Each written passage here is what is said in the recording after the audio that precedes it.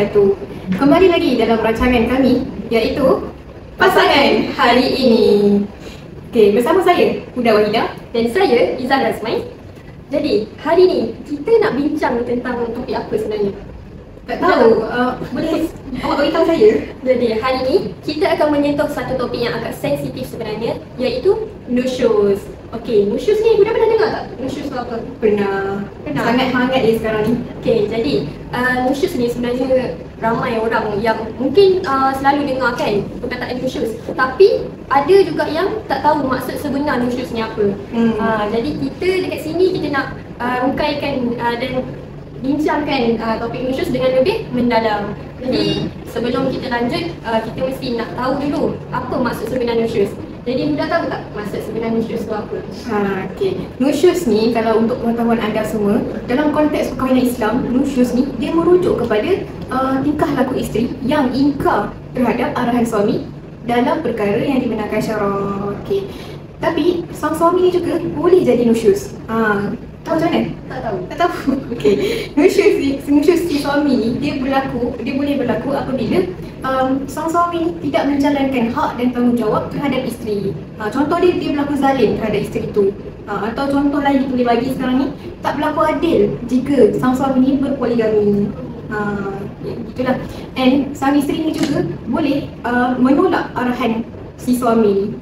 Kalau macam suami ni suruh dia buka aurat ke kan, yang macam bertentangan dengan syarak, yang perkara yang tak masalah, janganlah ikut. Kita boleh tolak arahan suami tu.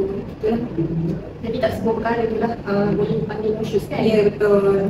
Jadi sebelum kita teruskan perbincangan nusyuz ni dengan lebih lanjut, dengan lebih mendalam, kami ada sediakan satu drama pendek khas untuk anda semua di luar sana. Apa dia tu? Jadi drama ni sebenarnya mengisahkan apa Huda? Ya, drama ini mengisahkan tentang isu yang berlaku dalam rumah tangga, iaitu isu nusyuz. Dan dia menyentuh juga isu nusyuz ni secara realistik.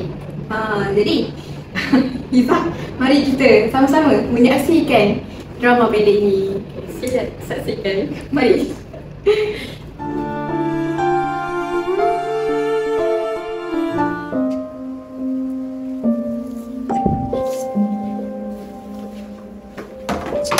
Ya Allah, kau tak nampak ke tengah jalan?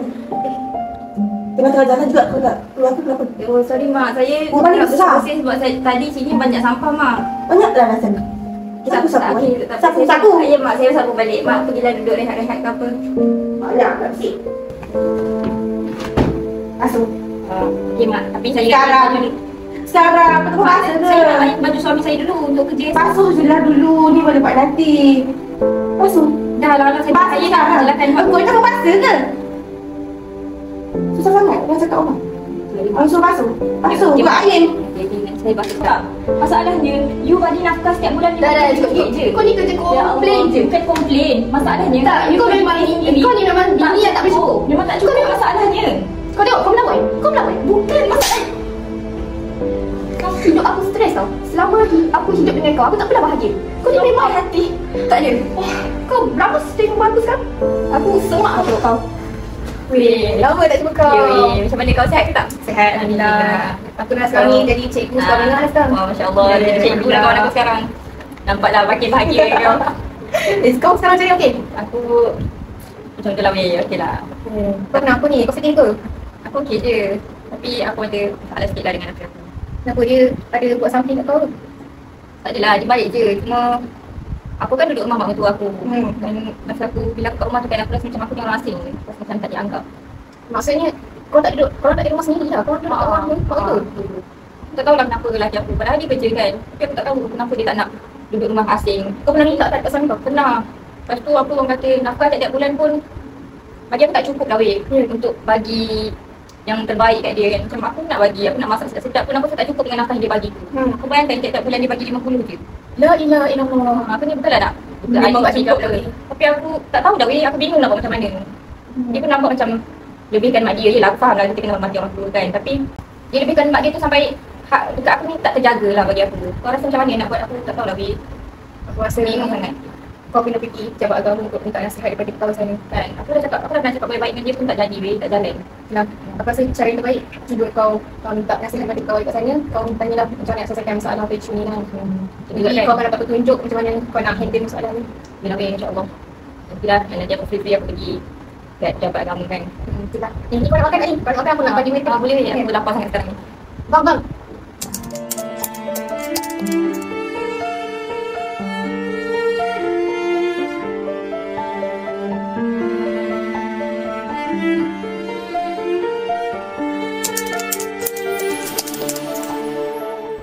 Wah, drama yang sangat menyentuh hati ya, dan sangat membuka mata kita tentang apa realiti yang berlaku dalam rumah tangga sekarang ni. Betul tak Izzah? Betul tu. Jadi kita dah lihat drama tadi bagaimana isu nusyus ni boleh timbul daripada pelbagai bentuk. Contohnya salah faham, kurangnya komunikasi dalam rumah tangga, dan gangguan daripada orang ketiga pun boleh jadi berlakunya isu-isu nusyus ni. Betul. Jadi untuk kita kupas lebih lanjut lagi isu ni dari sudut hukum dan juga kaunseling, kita telah menjemput tetamu khas kita pada hari ini. Tetapi malangnya tetamu khas kita tidak dapat hadir pada rancangan kita pada hari ini. Jadi disebabkan beliau tidak dapat hadir dalam rancangan kita, kami telah pun menyediakan satu rakaman khas untuk anda semua bagi menjawab beberapa persoalan yang kita nak tahu lebih lanjut kan. Persoalan tentang nusyus. Okey, jadi mari kita saksikan video rakaman pertemuan kita bersama dengan tetamu khas kita untuk rancangan hari ini. Ya. Mari kita saksikan bersama-sama. Dalam bahasa fiqh disebut fihi tafsilun. Maknanya dalam masalah ni ada detail.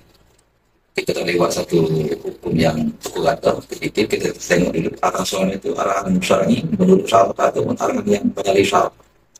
Kalau arahan itu menyalahi syarak, misalnya suami suruh isteri minum arak, isteri engkar, itu tidak dikira nusyus. Yang nusyus ni bila arahan itu arahan yang menepati syarak. Suami suruh isteri semayang misalnya, dan isteri tak semayang engkar, dan dia punya engkar pula tu tanpa uzur, dia tak semayang itu kerana kepalasan dia misalnya, itu baru dikira nusyus. Tapi kalau dia tak semayang itu kerana uzur, dia sakit ataupun dia sedang datang haid misalnya, engkar macam itu tidak dikira nusyus. Kesimpulannya kena ambil kira dua kondisi lah untuk jadi nusyus. Pertama, arahan suami itu arahan yang menepati syarak. Yang kedua, isteri engkar pula tanpa uzur. Dua kondisi itu baru jadi nusyus. Pada asalnya, suami berkewajipan untuk menyediakan tempat tinggal lah untuk isteri. Maknanya isteri ada hak untuk memperoleh tempat tinggal. Sebab Quran kata, askinuhunna min haitsu sakantum min wujdikum. Adalah kamu beri tempat tinggal kepada isteri mengikut kemampuan kamu. Itu pada asalnya. Tetapi ada kadang-kadang yang memerlukan isteri ini menemani ibu kepada suami ataupun ibu mertua dia. Jadi secara akhlaknya, isteri ini berkewajipan lah untuk menemani, terutama dalam keadaan ibu mertuanya uzur, suami keluar bekerja, tidak ada yang menemani ibu mertua yang uzur, maka menjadi kewajipan isteri secara akhlak lah untuk menemani ibu mertua. Kecuali kalau isteri itu dia keberatan atas sebab-sebab yang syar'i, misalnya ibu mertua tu laser, ibu mertua tu misalnya pilih kasih dan sebagainya, maka isteri keberatan atas sebab-sebab yang begitu, maka ada ruang lah untuk isteri minta penguzuran daripada suami untuk tidak bersama dengan ibu mertua. Bila mahkamah mensyaratkan isteri nusyuz ataupun derhaka, maka hilanglah keistimewaan sebagai isteri. Quran kata walahunna mithlul ladzi 'alaihinna bil ma'ruf. Isteri mempunyai al-huquq, keistimewaan, sebagaimana isteri mempunyai al-wajibat, kewajipan. Jadi bila isteri tidak tunai kewajipan kepada suami, antaranya isteri nusyuz, maka al-huquq, hak-hak sebagai isteri itu hilang. Antaranya hilang nafkah dan juga hilang tempat tinggal, hak memperoleh tempat tinggal. Suami isteri perlu berpandu kepada uswatul hasanah, contoh tauladan yang sangat baik yang datang daripada Nabi sendiri. Allah SWT sebut laqad kana lakum fi rasulillahi uswatun hasanah. Untuk kamu pada diri Nabi SAW ada tauladan yang terbaik. Jadi di antara tauladan terbaiknya ialah suami dan juga isteri masing-masing perlu memahami bahawa Allah cipta manusia ni dengan kelebihan dan kekurangan masing-masing. Dalam dunia ini tidak ada yang mutlak, tidak ada sempurna mutlak, tidak ada kekurangan secara mutlak. Wa min kulli syai'in khalaqna zawjaini. Allah Ta'ala cipta setiap sesuatu berpasangan. Pada diri setiap orang ada kelebihan dan kekurangan. Jadi setiap suami isteri dia perlu melihat kepada kekurangan diri sendiri dan melihat kelebihan pasangannya. Kemudian masing-masing bertoleransi, maka insya-Allah konflik rumah tangga dapat dielakkan. Alhamdulillah, banyak juga Izzah yang kita dapat pelajari daripada perkongsian tadi. Ya, betul. Walaupun ringkas tapi sangat bermakna. Betul. Isu-isu ni juga bukan hanya tentang melibatkan salah satu pihak sahaja, tapi ia melibatkan tanggungjawab, komunikasi dan persefahaman antara suami dan isteri itu. Betul. Jadi semoga dengan apa yang telah dikongsikan pada hari ini daripada drama pendek sehinggalah kepandangan pakar ni, semua kita dapat membuka hati dan minda kita bersama, insya-Allah. Ya.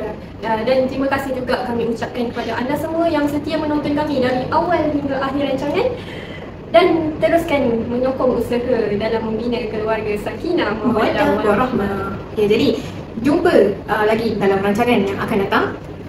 Dan kita tutup dengan Wassalamualaikum warahmatullahi wabarakatuh. Jumpa lagi semua. Bye.